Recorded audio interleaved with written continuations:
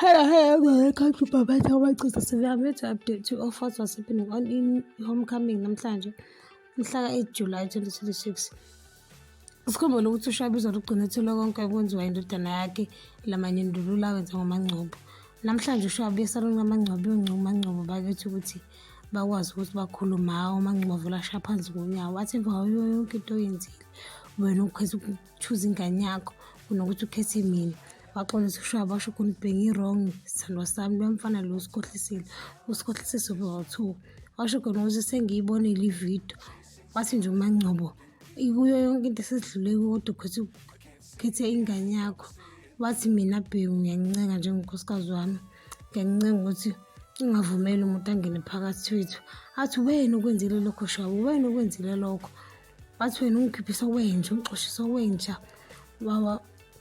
wangilahlela eminyango wathi uShabi hayi sithando sami buye ekhaya wahle kakhulu uMaNgcobo wathi mina senginekhaya wathi anginalo ekhaya mina anginalo ekhaya wena Shaba kwenze wacaca ukuthi mina ngisilona igasi lakho so anginalo ekhaya mina washo waphuma la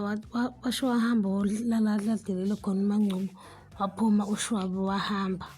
uqondo kuhle uyohlangana nabangani bakho Siphamandla umbuzo Siphamandla ucinile yini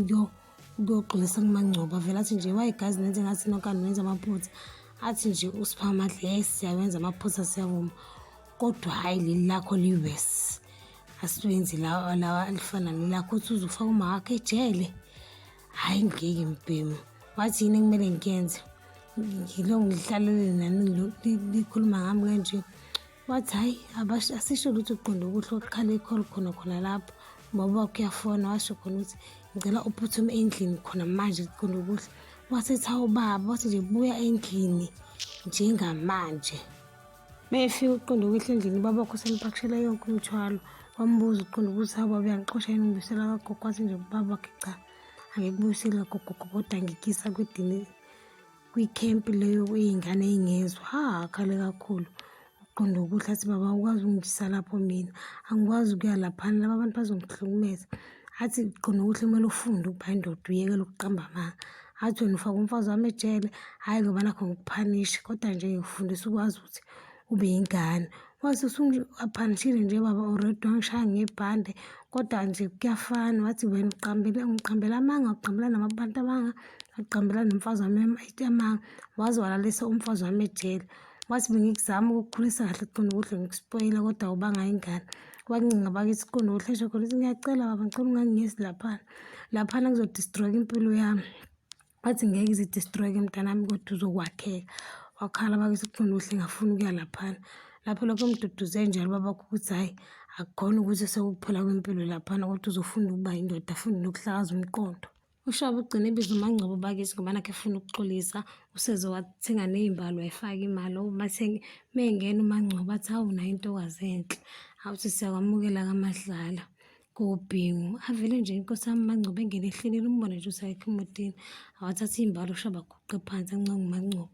athi uyakudinga ukuthi abe khona akekho omunye umuntu okhona ngaphandle kwakhe akekho omunye umuntu okwazi ukwakha zonke lezi zinto ngaphandle kwakhe uyamdinga yonke lento yabo washo khona ukuthi akekho omunye umuntu akwazi ukuphila naye ngaphandle kwakhe wathi nje uMaNgcobo wena ungitshele kahle emehlweni wathi mina ngilutho kunawe wathi yonke lento yingane yakho nawe waxolisa bakithi uShaba wathi ngiyaxolisa amashiya amandla ngizokwenza nanoma yini kumele ngiyenze ukuze mina nawe sibe right